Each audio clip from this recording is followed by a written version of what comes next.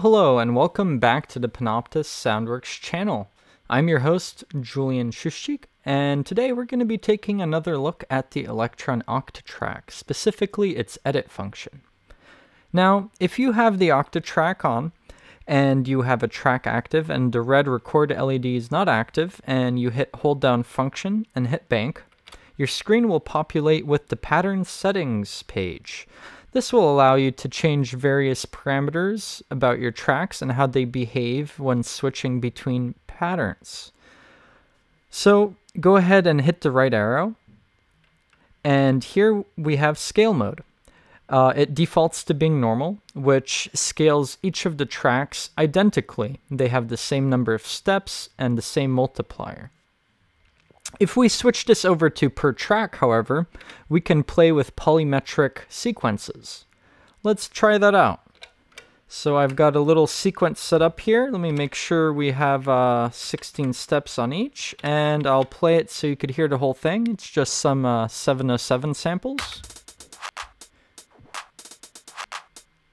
All right, so let's go to edit function, to per track, and now if we hold function and hit the scale setup in the bottom right corner, we will be able to adjust the scale individually per track. I already sort of have some things switched here, so let me put it back to the default, ×1. So it defaults to something like this. You have 16, 16, the multiplier is 1, and the master pattern length is set to 64. Now, we can adjust our thing here. Let's go ahead and do that. I'll make this track 1 will be 7 steps, and track 2 will be 9 steps. And now when I play it, you'll notice that the pattern resets. Now, if you pay close attention, you'll notice that your polymetric sequence resets every so many steps. And this is because the master length is set to 64. So every 64 steps, the sequence starts from the beginning. Now, if you want true polymetric behavior, you can adjust this down to 0, which will give you infinity. And this way, you won't have your sequence repeating now and again. However, it presents other problems. If we go to change our pattern by hitting the pattern button and selecting another pattern, you'll notice that we're still stuck on pattern number 1. And even though we've gone past 16 steps, we're not going anywhere. This is because our master pattern length is set to infinity. Luckily, we have a way to solve this problem. If we go back to our pattern settings page and scroll down a little further, we have chain behavior, and it defaults to being pattern length. Because our pattern length is set to infinite, we will never switch patterns. Now, if we switch this, you'll notice immediately the pattern will change, because it is set now to being 2 steps.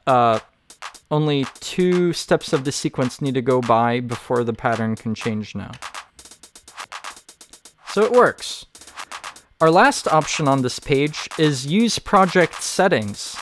If you go to your project by holding function project, the project menu, and you go under control and sequencer, here you could set the default project pattern behavior.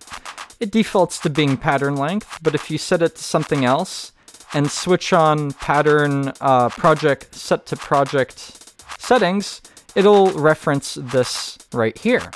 Now this menu gives you 2 more options: silence tracks and LFO auto change. This governs how your Octatrack behaves when switching between patterns that are referencing different parts.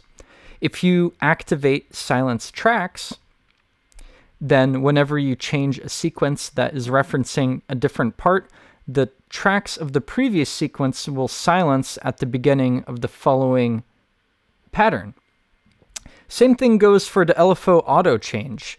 If you turn on LFO auto change at the beginning of the next pattern that is referencing a different part, the LFOs will reset. Otherwise, the tracks and the LFO will behave normally until they are reset by command from a trigger. Now that we have that covered, let's go back and take another look here. Now let's scroll down. Before I was playing with the pattern settings. Let's go ahead. I'll make this back to the way it was. And normal. Okay, great.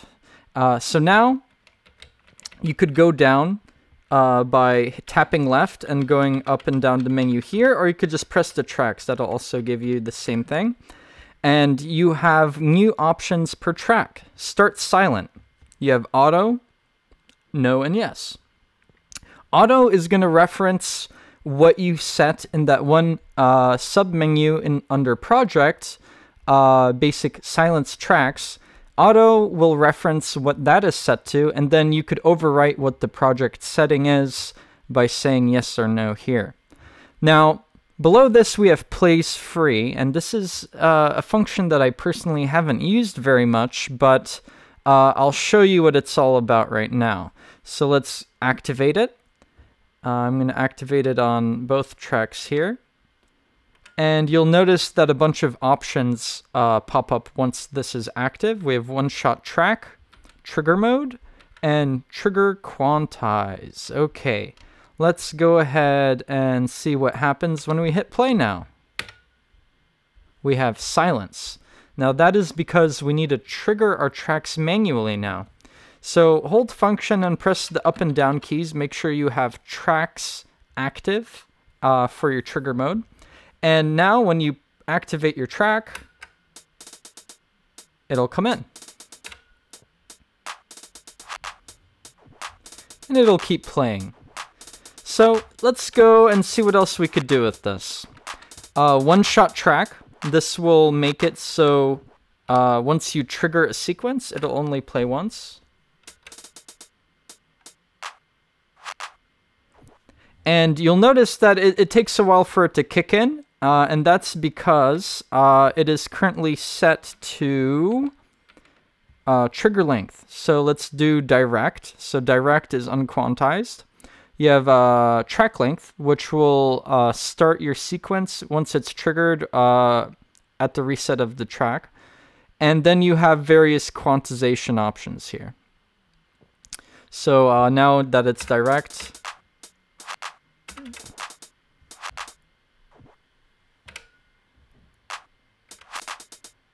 cool. Now we have trigger mode, and trigger mode governs how this behaves. Let's turn off one-shot track here. And let's see, let's set it to trigger mode 1, 2. So 1, you trigger it once and it'll play, and if you hit the trigger again, it'll restart what's going on. Now, on the other hand, if you have 1, 2 active, you press it once, and that'll initiate the sequence, and then you press it a second time to stop the sequence. Okay, let's see what else we have here. We have hold. So as long as you're holding the thing, it'll play. See? Okay. That's an interesting thing. I'm not sure exactly how I'm going to incorporate that into my workflow, but I'm sure somebody out there will find that useful. Okay, I believe that's everything for that. Now, let's see what happens when we access the edit function when the red LED is active.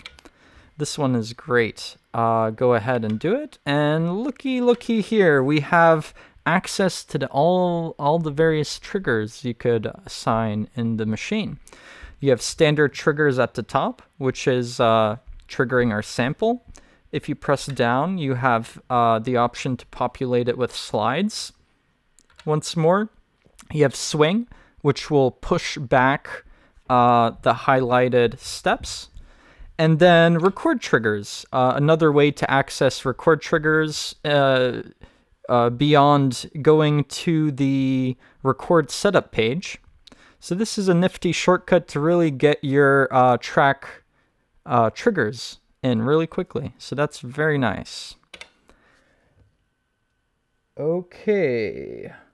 Next, we have the edit function with the record setup page. Now this, when the record setup page is active and we hold function and hit bank, we have a different submenu once again. And here we have all sorts of really neat shortcuts. Edit this recording, which will bring you to this page, which is the same virtually as holding track and hitting edit. It'll do the same thing. You also have, oh, whoops, let's go back here. Save this recording. As you know, with the internal buffers on the Electron Octatrack, when you're recording in, you need to save them manually. Otherwise, when you turn off your machine, all your recorded stuff will be lost. This is a quick way to access save. And better yet, below that, we have save all recordings. So instead of having to go through each track edit menu and save all your stuff individually, this will allow you to do a batch save and name all your files. And last but not least, we have memory configuration. Now this is a very useful little submenu, which will allow you to adjust how much of the internal RAM you are assigning to your internal recorders, the 8 buffers for the recorders, and how much you're assigning for the flex machines. Depending on your parameters here, it will either give your recorders more allocated memory, or it'll give your flex machines more allocated memory. And you could do that by reducing the number of recorders, for example. You could increase or decrease the reserved length to adjust how much memory it is taking. And also the bit depth will also affect how much memory it takes to do all this. You'll notice, see, that takes way more now. Last but not least, we have dynamic recorders, and this governs whether or not the Octatrack will tap into your flex memory if you go beyond the memory limit, I believe. Something like that. Okay, great. Let's go to our next option.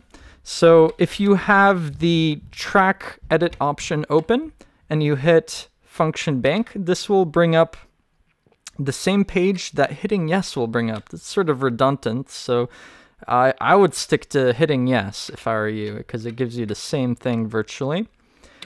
And last but not least, we have the arranger. So when the arranger is active by holding function and hitting pattern, the red LED is on. And now when you do the edit function, you will populate your page with various options that will affect your arrangements.